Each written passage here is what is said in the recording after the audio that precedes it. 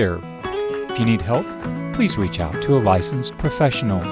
You may submit your question for our show by calling, texting, or WhatsApping 671-686-9999. Your questions will be anonymous. We will not use your name to protect your identity.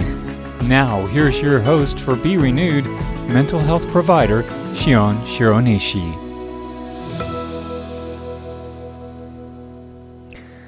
Welcome to the Be Renewed radio show, and so great to be here with you.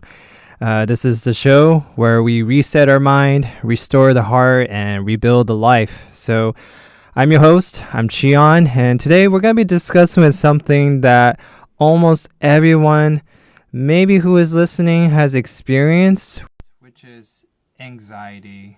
I know anxiety is a huge topic that comes up quite often, and we need to discuss it because we need to learn how do you handle it and overcome it. And anxiety is not just stress, it's not just worry. When someone says, hey, I'm struggling with anxiety, the often comment that you get is stop worrying, don't worry about it. But there's more than that. There's a lot of emotions involved, and I know it's a struggle for most of us. It's where your feeling of anxiety just doesn't stop. You're tired, and you're trying to sleep, but your anxiety thoughts just keeps going and going, and it's really hard to relax. And sometimes it just stays with you, and you just don't know how to let it go. And so today's show, we're gonna try to learn how to handle the anxiety, and we're gonna learn how to renew our mind. And so let's get started by clearing up something, that there is nothing wrong with you for feeling anxious. Anxiety is part of our brain, part of our emotion that is normal. And it's a place that most people have misunderstanding, thinking that anxiety is wrong, it's a disease. Now, I would say anxiety disorder, yes, that is a mental health condition. But when you're just talking about anxiety itself, it's okay. It's actually a normal feeling, and your brain is doing exactly what it was designed to do. This is the way God created our brain. Inside your brain, there's a system that's meant to protect you, and it's always scanning, always asking the question, is there danger? And when it's thinking there is danger, then it flips the switch. Your heart starts to speed up, your breathing changes, and your body gets tense. And this is the moment that you might have heard fight or flight mode. It's the survival mode. And this is the part of your brain that helps you to actually handle a hard time or a struggle that you might be going through. But there is an issue if your brain, doesn't know how to handle it properly. And maybe your brain is actually detecting danger all the time when there's no danger. And so that's when it becomes an issue. But anxiety, we just thinking from the normal perspective, would you really want a brain that doesn't detect danger? No, we want a brain that can, and that it can help us to know how to, deal with that situation, fight or flight mode. And when you think of this moment where, for example, you're a student, if you're not a student, let's go back to school, and that test is coming up. You want to feel anxious. I know all of us have felt anxious, and you ask the question, am I going to pass the test? Am I going to pass the exam?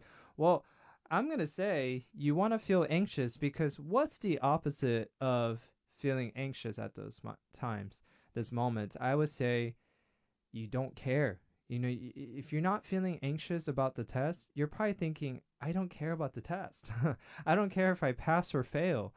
And that's what I'm saying. I'd rather feel anxious. And anxiety is something that lets you know, hey, pay attention. There's something really important coming up, and you should study for the test. You should remember what the teachers went through. And, and also at the same time, logically saying that, hey, if I study and prepare, I'll be okay.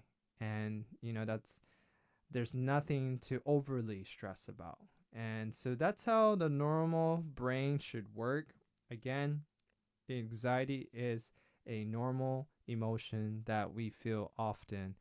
And this is the problem is maybe when your thoughts go too far. So your imagination goes way too far. So talking about the test, maybe you say, what if I fail the test? And then you don't stop there. You keep going saying, what if I fail this test and I don't get into the college I want to get into? And then I don't go into the career that I have a dream of going into. And then everyone's going to think I'm a failure. And now you're going too far to a point where sometimes you make statements saying, I'm going to die if I don't pass this test. But I'm going to ask you the question, are we going to die if we fail a test? No, we're not going to die if we fail a test. And so this is the reality that we need to face, is that maybe in our anxiety, we're going way too far. Your imagination is taking you way too far. And now it's like you're like, I'm going to die if I don't fail this test. Your body goes into survival mode. It's on a fight or flight mode. And now you're just feeling that every single day till the test taking day. And maybe even afterwards worrying about what kind of score did I get? So your body responds to what your mind is thinking. And if your mind is thinking, danger, watch out, you're going to fail this test, your body's going to be always going to be feeling the, fast heart rate. You're going to just be uncomfortable. And so we need to identify, hey, what is normal amount of anxiety and maybe going way too far.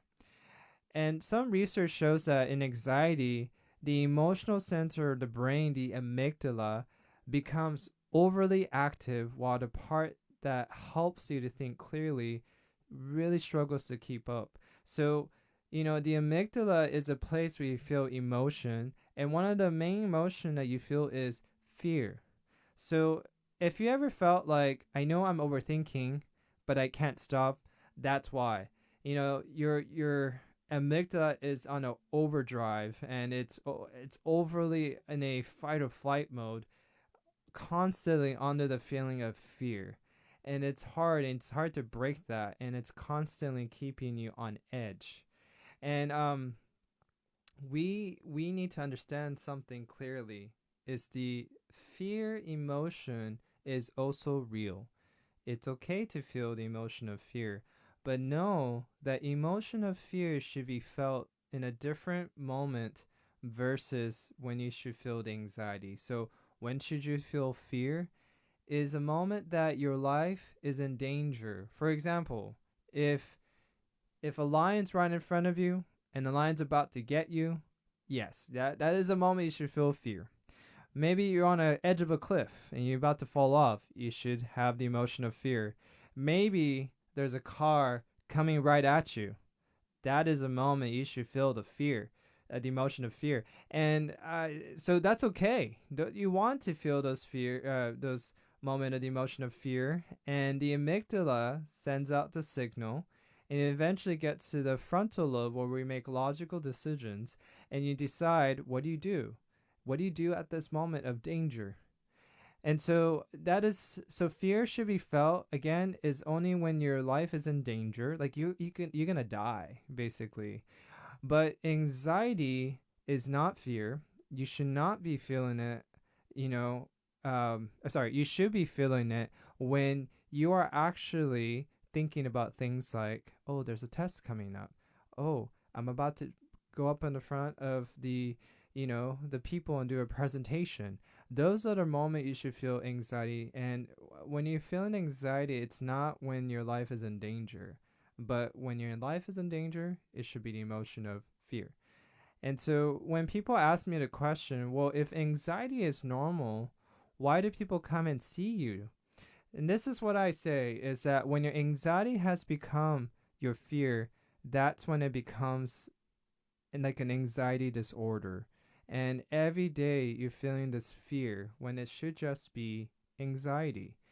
And, this is why, going back to the test taking scenario that I just said, that person is feeling fear, saying, I'm going to die if I don't pass this test. But again, you shouldn't feel the fear. You should be feeling anxiety because you're not going to die if you fail the test.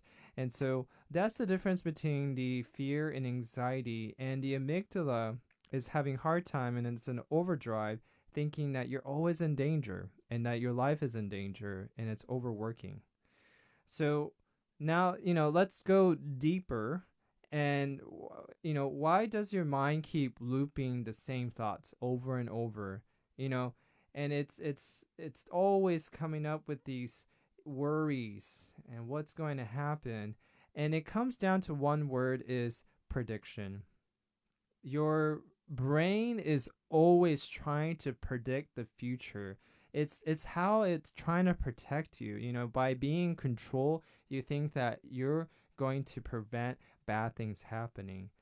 And when the system doesn't go in check, it turns into overthinking. Sometimes we call it catastrophizing and making it a bigger deal than it is. And constantly you're asking that question, what if? What if scenarios? And we're trying to stay ahead of it. We're trying to be, again, in control. But this is the question is, can we be in control of everything in our lives? No, we can't. We're not God. We can't predict the future. And so to think that you can stay ahead and to prevent all the bad things from happening, it's really unrealistic. It is to be at a place with your emotions and your thought process where you could actually keep calm and be at peace. You can handle any situation that is to come. And so we're not supposed to be always feeling anxious, and like, okay, worry, okay, gotta get ready for the future. It's not going to help you. It's actually going to do the worst. It's actually going to it's going to enable you to not be able to handle those circumstances that arises. And so we're going to come back and we're going to keep talking about how do we overcome this anxiety and trying to stay ahead of the future.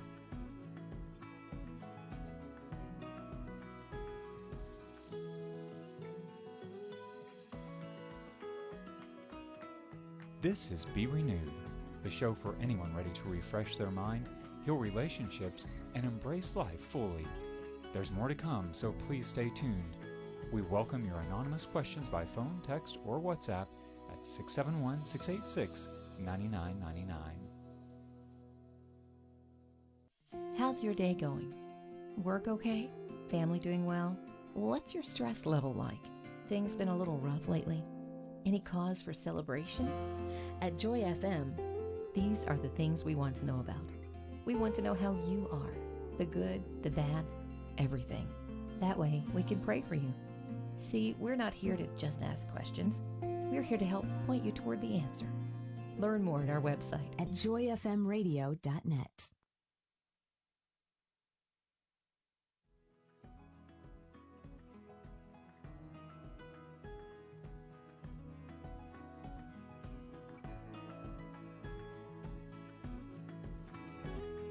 You're listening to Be Renewed with Shion Shironishi.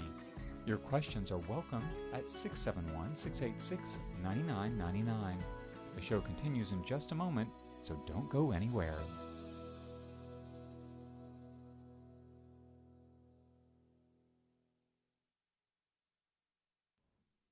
All right, so we're back and we're going to keep talking about how we can overcome anxiety. And before we went into the commercial, I mentioned how one word is the reason why we keep having these anxious thought that keeps looping in our mind is prediction. We're trying to predict the future all the time. And your brain starts thinking, if I can just think about this enough, I can control the outcome. But you can't. you definitely can't. You can't be in control of the future. Only God can. And so how do we do this? How do we handle this? The best way that studies have shown to handle it is through what you could learn from what we call cognitive behavioral therapy. It's CBT. And in this CBT, which most counselors use this concept for helping people with anxiety, it's it's powerful because it's not a situation that drives anxiety, but it's the interpretation of the situation. So CBT helps an anxious person how to interpret the situation. So essentially what it's saying is two people can face the same problem, but one feels peace and the other one feels like chaos, like they're gonna panic. And why is because of how they think. So how you think, it can determine how you're gonna handle that situation. So let me ask you something right now. What thought has been looping in your mind lately? And don't push it away, name it, because we want to see these things. And as we see it, and not let it stay hidden and not let it shove it under the rug kind of thing, but as we see it and we could actually state it, we could actually try to start changing the interpretation of that situation or that problem. And, here's a good thing. It's a good news here is that your brain has the ability to change this. It has something called neuroplasticity, which means it's a way that the brain could rewire. And imagine this is going back to your childhood. If you remember, I don't know if you remember this, but learning how to tie your shoes for the first time, or maybe riding a bicycle for the first time, learning how to play an instrument, that's all neuroplasticity. Your brain is rewiring, learning new skills. And if you noticed, you don't have to think twice anymore about tying your shoes or, playing an instrument, because it's fully wired together now that it just comes naturally. And that's the same way that it can happen for you with handling anxiety. And I do like to use the illustration of, let's say you're going hiking and you walk through a grass that's so tall, maybe up to your hips. And you walk, and it's kind of hard in the beginning, right? You don't know where you're going, you can't see. But let's say if you walk through those tall grass and then you came back the same way, and then you keep going back and forth, you notice that the path becomes easier and easier because you're pressing down that grass every time you walk through it.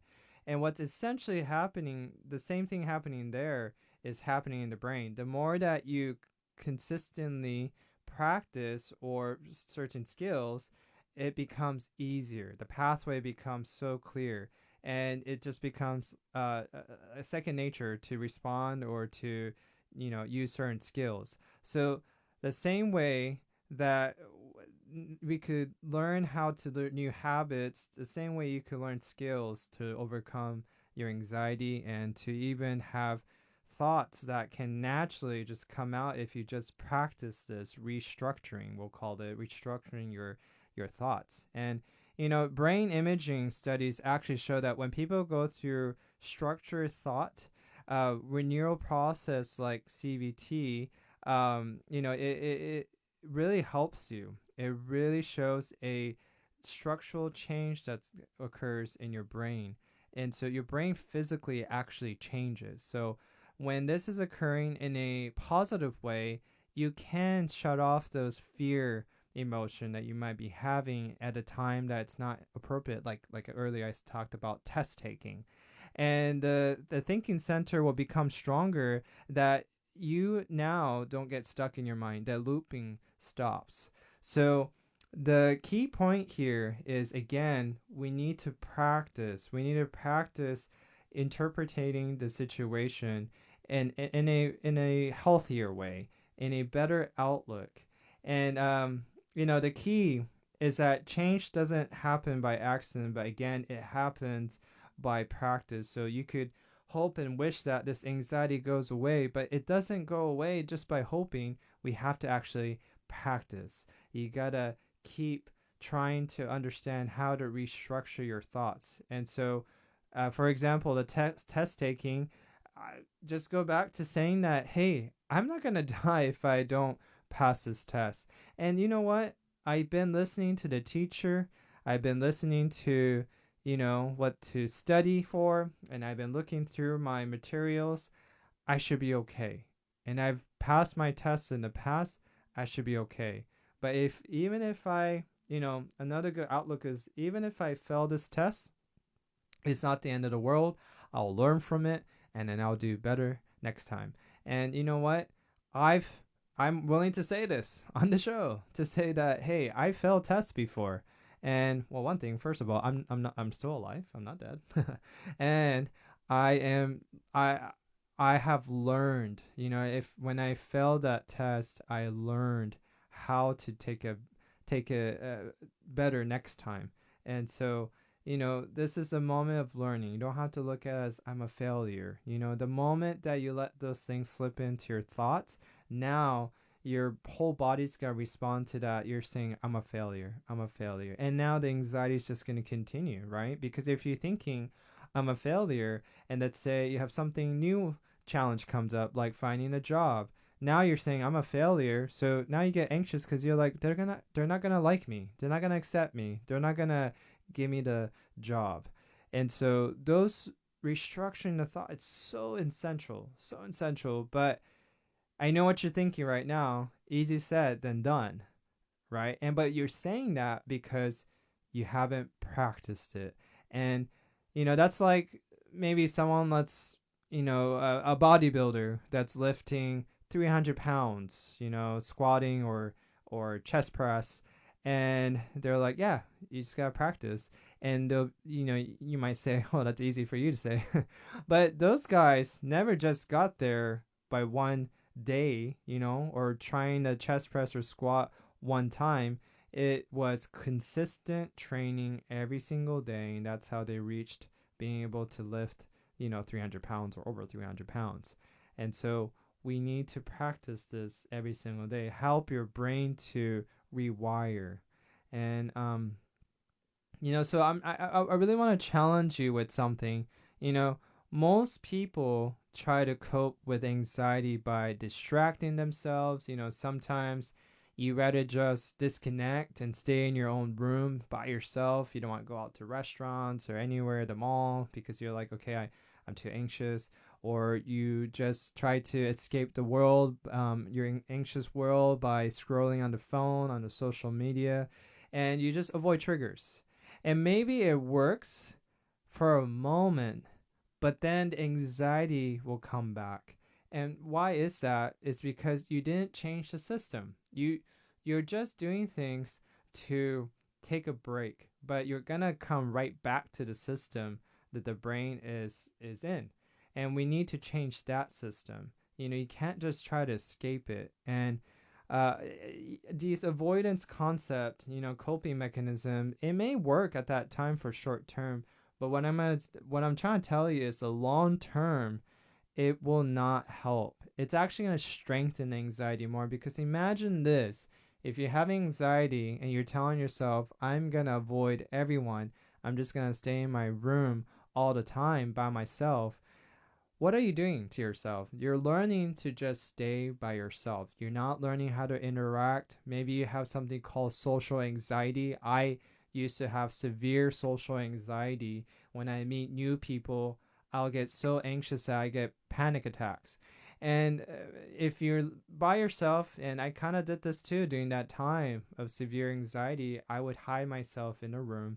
I didn't want to be around anyone. And the more I did that, I lost my technique and skills to learn new people and to interact with people. And so in the long term, I got used to being by myself, and I didn't want to interact with new people because I didn't know how to anymore.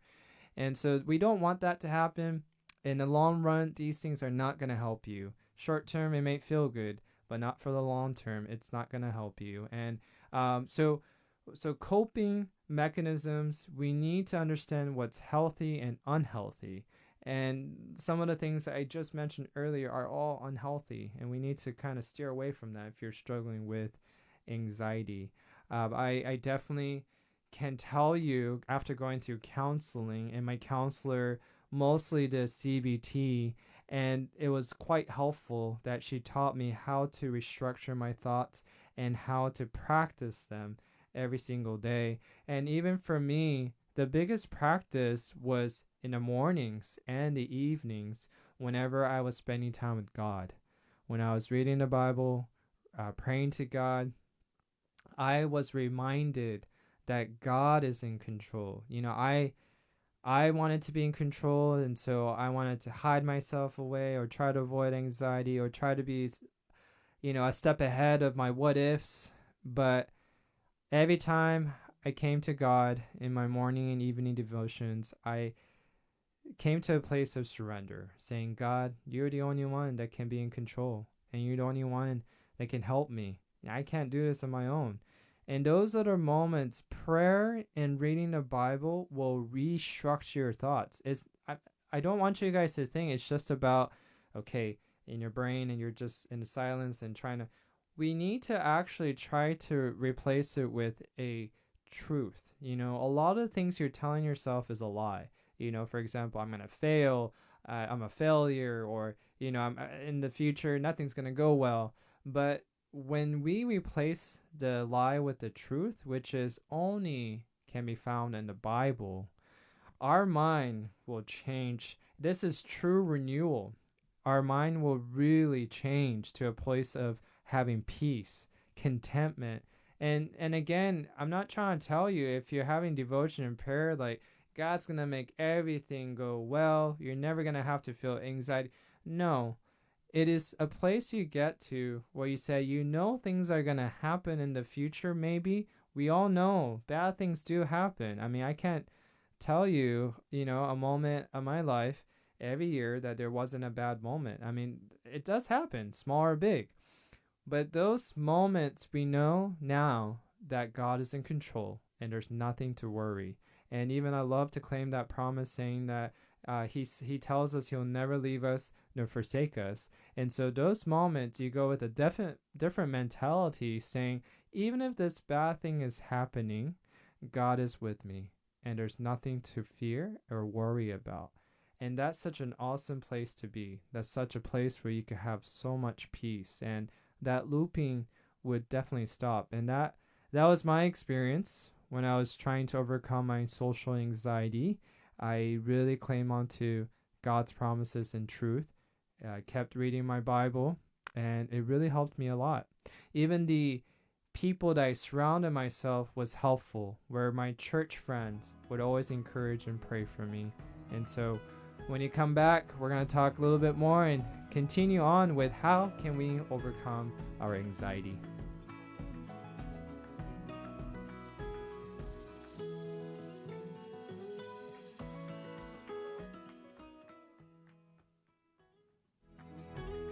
You're listening to Be Renewed with Shion Shironishi. Your questions are welcome at 671-686-9999. The show continues in just a moment, so stay with us.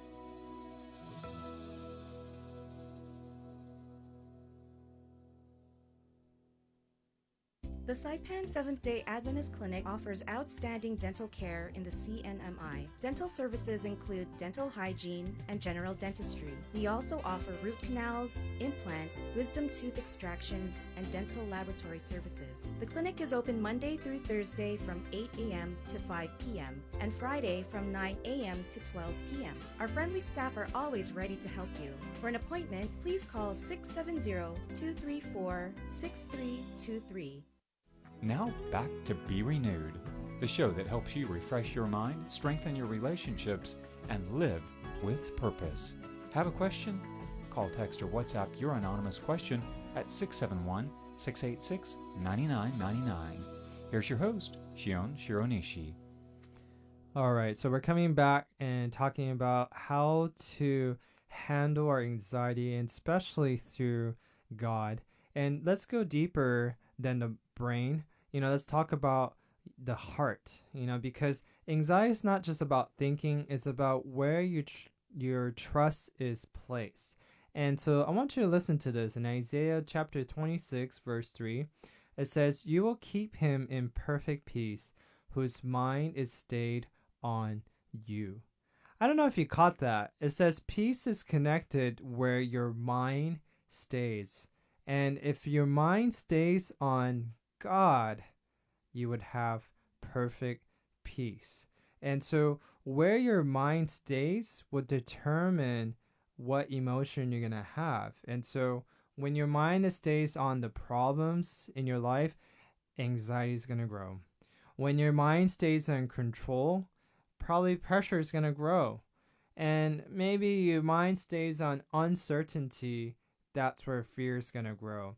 But if your mind stays on God, if we follow that scripture, and if your mind stays on God, peace will grow. And so, anxiety is not just about overthinking. It's actually about misplacing where you put your trust in. Where do you put your trust in to survive?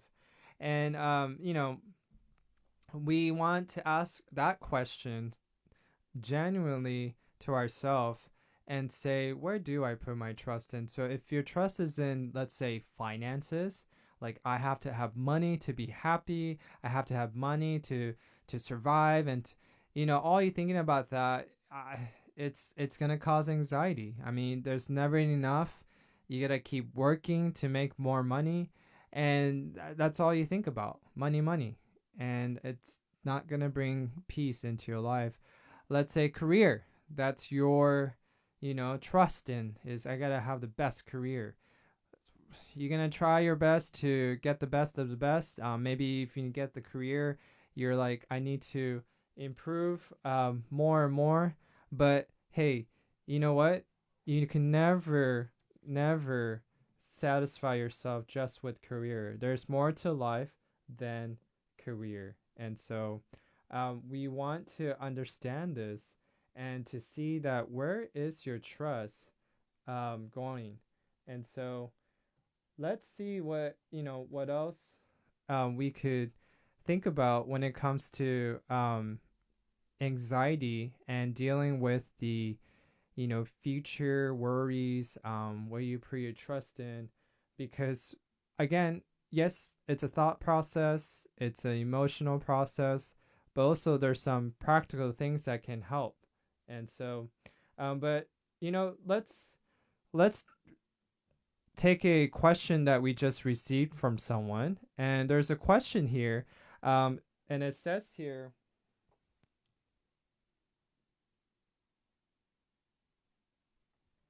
you know what? I lost the question. Maybe my friend here, Maverick, can tell me what was the question.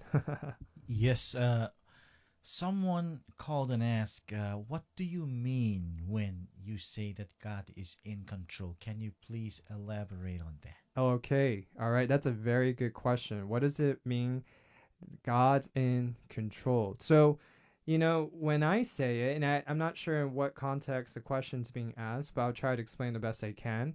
But in my experience, God being controlled means God knows what's best for us. And so let's use some example in my own life.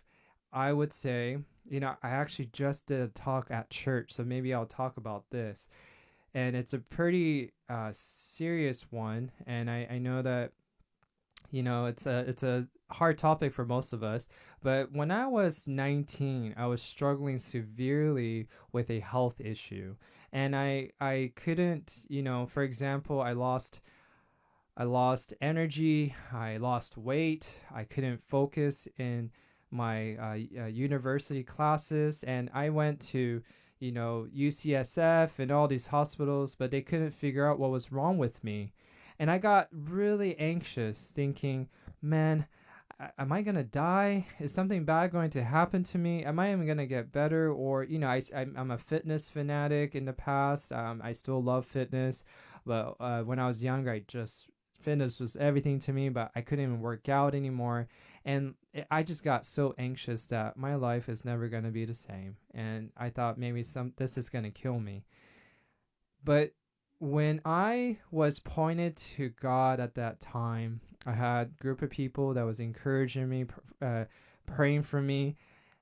The thought that came to me when I was saying God's in control is I was saying God knows what's best for me.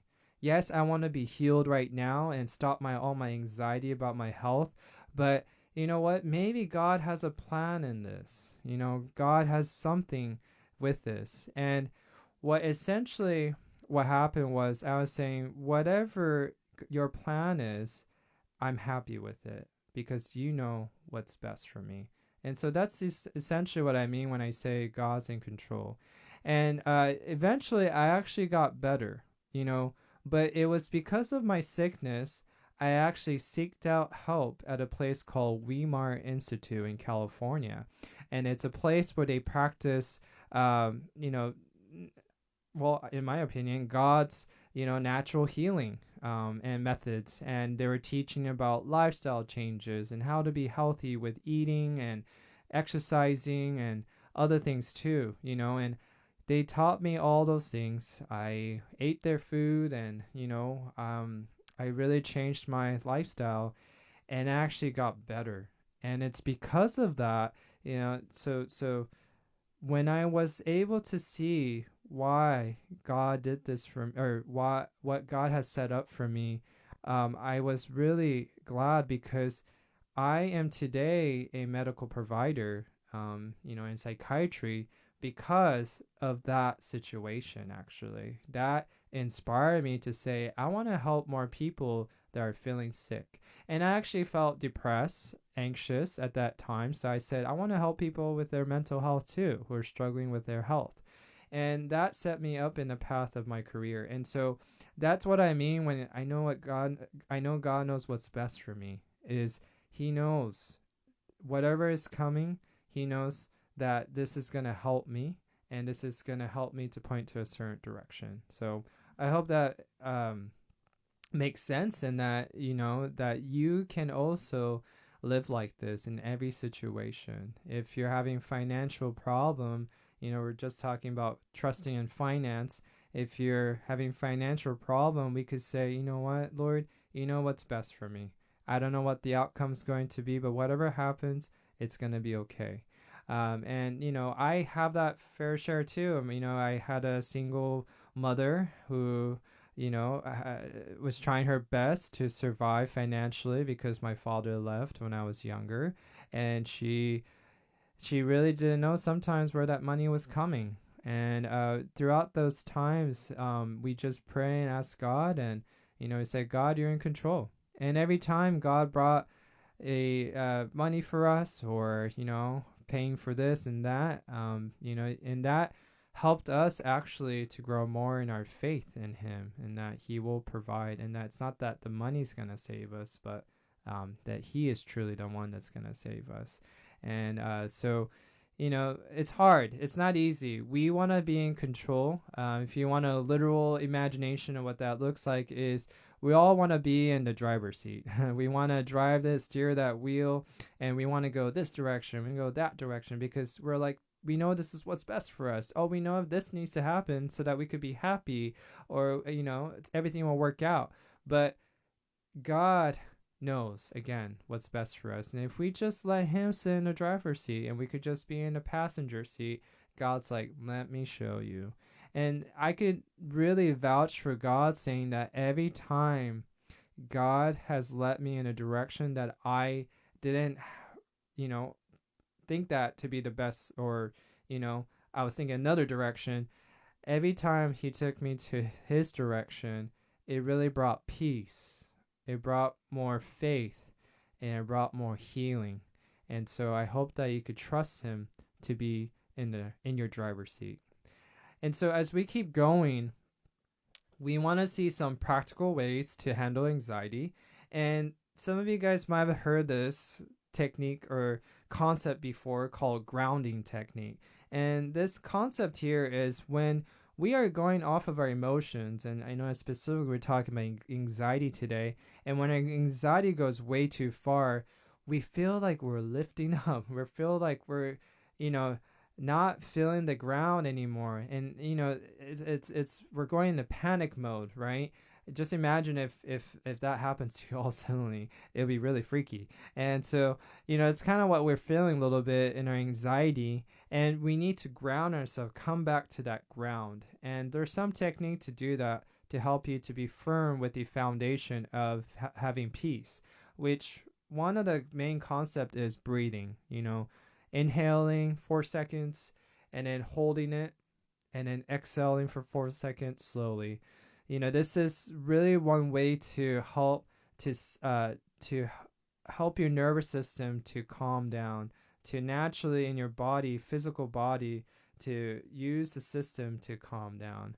And so this is actually something that I used all the time, and it's definitely something that has aided me with my anxiety. And now there's other things too that you could do. One of the other concept I actually used to use, which not commonly known, is I use cold water. I made sure that in my water bottle I put ice. I just really make it cold. And when I feel the anxiety rising, sometimes panic, I drink that water, and that cold, it kind of makes you jump, right? And helps you to ground yourself again. Or you could go to the bathroom, grab a paper towel, wet your face. That also is something that can be helpful. Okay, we have another question here from the listener. If you suffer from anxiety, try listening to bilateral stimulation audio therapy. You can get on YouTube. Oh, okay. Sorry. It's more of a comment that they're making. Yeah, that's definitely helpful too. Yeah, some audio therapy. That's definitely something that some of my patients use. Audio is a way to ground yourself too. I usually recommend, talking about the Bible earlier, there's some apps that you could use. One of the ones that I use is Dwell app, and it actually has really nice, I guess you call them the voice actors, and they, you could choose different ones, someone that you particularly enjoy listening to, female, male, different accents, and you could choose different music backgrounds. It has violin or piano, and you choose a Bible chapter, or they already have like topics, like they actually have one for anxiety, and they have all the verses that God would share with us to help with our anxiety all listed, and they read it.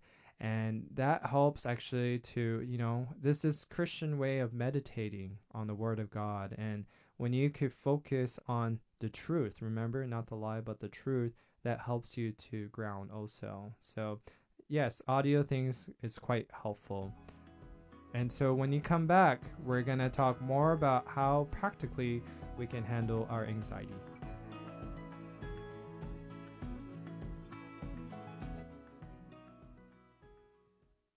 This is Be Renewed, tips and inspiration for mental wellness. We're taking a quick break, but there's more encouragement to come, so stay with us. Got a question? Call, text, or WhatsApp us at 671-686-9999. We will not use your name on the show. There's nothing better than air conditioning on a hot day. A good air conditioner can make the air inside just right when the temperatures outside are uncomfortable. At Joy FM, we want you to consider us as your family air conditioner. We take what you hear on the air and condition it with wholesome words and encouraging music until it's just right. We're Joy FM, your family approved, summertime, anytime air conditioner. You're tuned in to Be Renewed, where faith, practical wisdom, and mental wellness meet. We welcome your questions by phone, text, or WhatsApp at 671-686-9999. We will not use your name for any question you submit. Here's your host, Shion Shironishi. All right, we're back, and we're talking more about the practical ways that you can handle and overcome your anxiety. So the next one is to write down that anxious thought that you're having, because what's happening and why the anxiety thoughts are looping in your head is because you're trying to understand it. But if you had this experience, it's hard to actually know what's going through your mind. It just keeps going one thought to another. And this is why I encourage my patients to write it down. Once you know the anxious thoughts you're having, write it down. Because when you write it down, now you could see it, and now you could digest it. And what happens is when you see it, you could restructure, like we're talking about earlier. And so, if you say things like, I'm afraid that I'm going to get into a car accident tomorrow morning, and I just want to stay in the house. Let's say you're just really afraid of stepping outside because you're going to get into a car accident, So one of the things that you could do is saying that, hey, I am, so you write that down, and you could restructure it by saying that it's okay to feel afraid of getting into a car accident, but I cannot for sure say that I am going to. Write the truth down. We want to remember to see the lies and the truth, because the truth is you don't know if you're going to get into a car accident or not. And so you need to remind your brain that you don't know. You really don't know. And you could also say things like, well, that means then you could say anything is possible. And, we could get hit by a lightning or all these things. So should we just live in the house? And it comes to the realization of, wow, this is the truth. And I'm telling myself a lie, and I'm living in a lie. And we need to come out of it. And so that helps quite a bit. And we definitely need to spend our time with the journaling, because it's really the way to go about understanding what is on your mind. And so I do encourage everyone to journal. But again, if you're not a journaler, I said this before in a different show, but if you're not a journaler, it's okay. Just write a certain thought and just restructure it. That'll be helpful. I think there's another question that just came in. It says, can you recommend specific Bible verses we can share with someone who is experiencing high anxiety that may help to redirect their thought process? Okay, so that's a good one. I mean, for me, I like to always go to 1 Peter chapter 5, verse 7. Cast all your anxiety on him. Give all that you have to Jesus, right? That's the main thing that we're learning here. But if you want to know more about how to help them, let me just look this up really quickly. Let's see.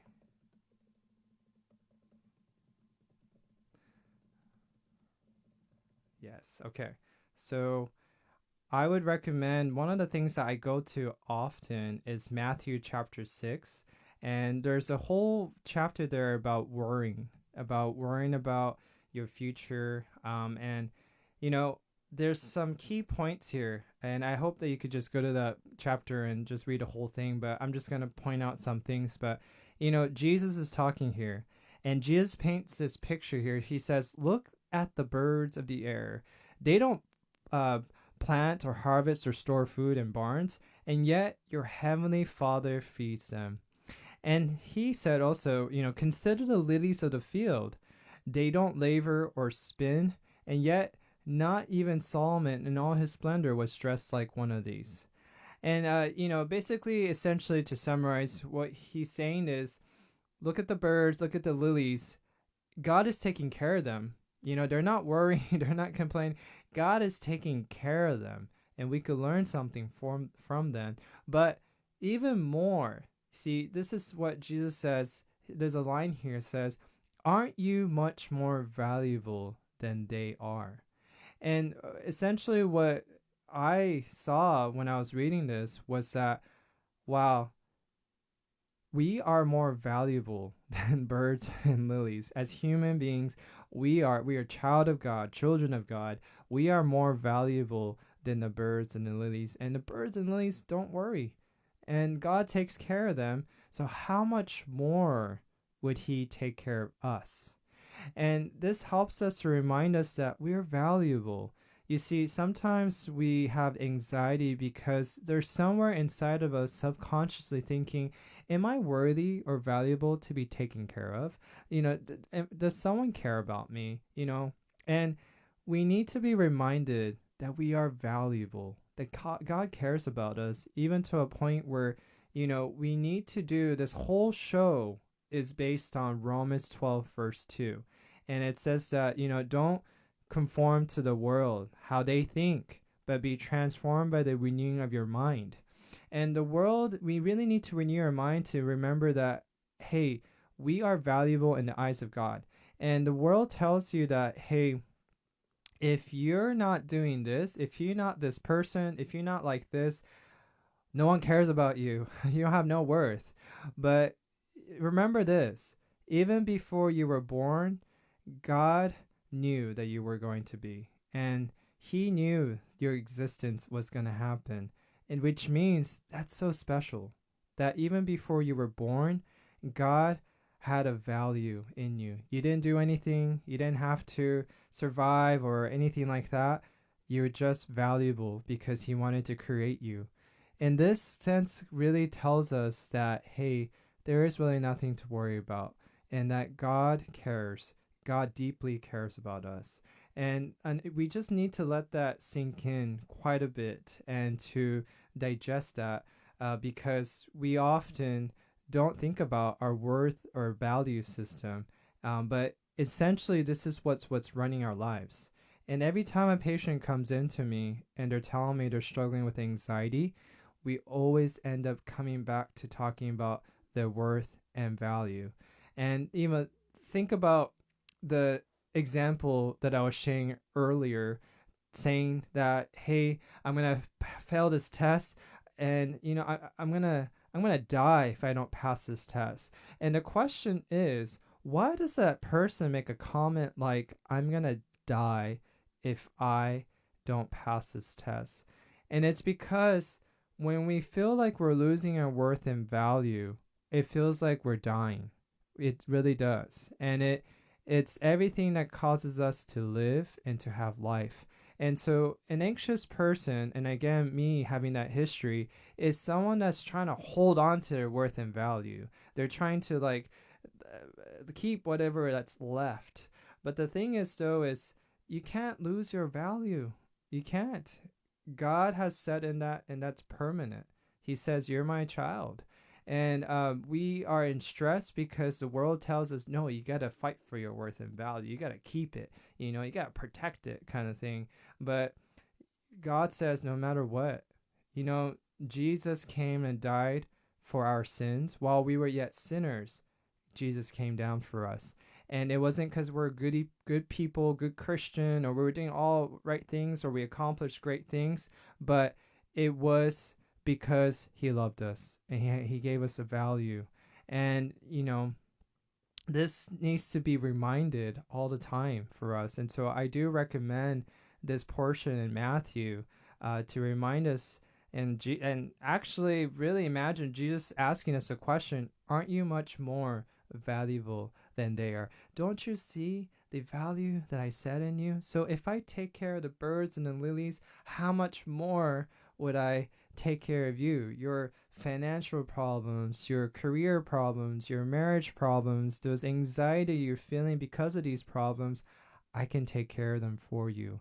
And so this is a great reminder. I love reading this chapter all the time. It really reminds me, someone that has a history of anxiety, has a prone to be anxious. I always go back to this chapter in Matthew to help me. So I hope that you could share this with your friend and maybe explain it the way I'm explaining.